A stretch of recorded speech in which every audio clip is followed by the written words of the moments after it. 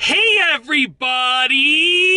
I'm here today to tell you that most driving test examiners will pass you if you do this. That's right, I'm going to tell you about one specific, critical, crucial, unbelievably important thing that if you do this on a driving test, most driving test examiners will pass you. And there are a lot of implications within it, so please pay attention for the whole video because I'm going to tell you everything with regards to how to make this happen. So what is the one thing that you can do?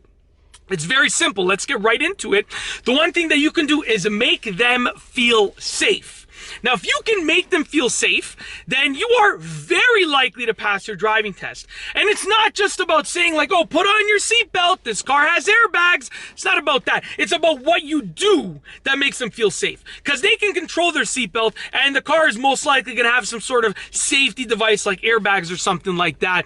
And cars in general are relatively safe, especially with what you would be doing on a driving test with those kind of actions and maneuvers.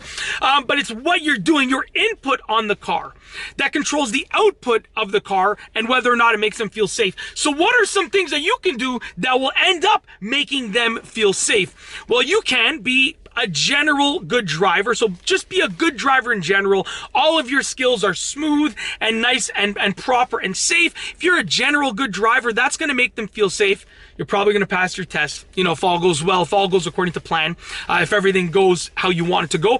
Another thing that you can do is signal.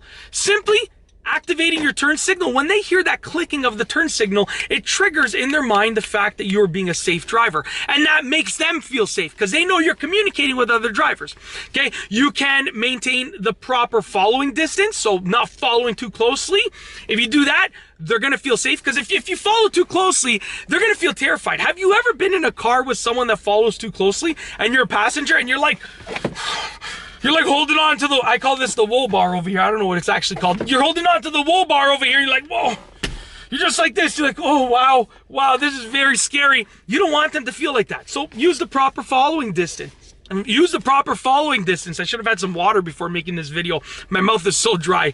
Keep the proper following distance or more, and that'll make them feel safe. You know, basically, you want to have good curvature of your turns. If your turns are like oversteering or understeering, they're too sharp, they're too wide, they're not going to feel safe because like you're going to be at risk of either hitting the curb or going into oncoming traffic, and you don't want any of those things to happen. So make sure you have a nice smooth curvature of your turns.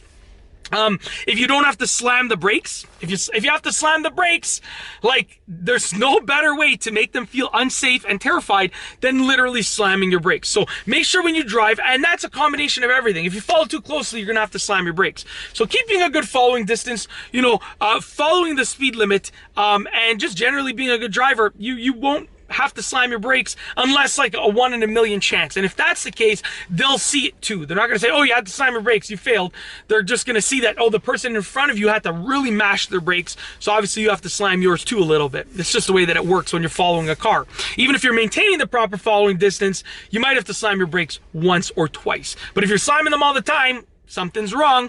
And also scan the road and the mirrors constantly. If you're constantly scanning your road ahead, your mirrors and your gauges as well, then you're going to make them feel safe because you're going to see what's going on, and also they're going to know that you know what's happening. When they see you looking at the mirrors, when they see you looking at the road, when they see you looking at your gauges, glancing at those things and paying attention to everything around your car, they're going to feel safe. It's a natural, innate thing. And that's it. Like most driving test examiners will pass you if you make them feel safe. And I've told you a number of things that will allow you to make them feel safe. Here's the key. Practice safe driving. Practice defensive driving. If you do that, and if you show them that on the test, you are very likely to pass. It's as simple as that. And that's it. If you like this video, be sure to give it a thumbs up. Let me know what you think down below as a comment. And of course, be sure to subscribe for more great car and driving videos just like this one. And that's all I have for you today. Thanks for watching.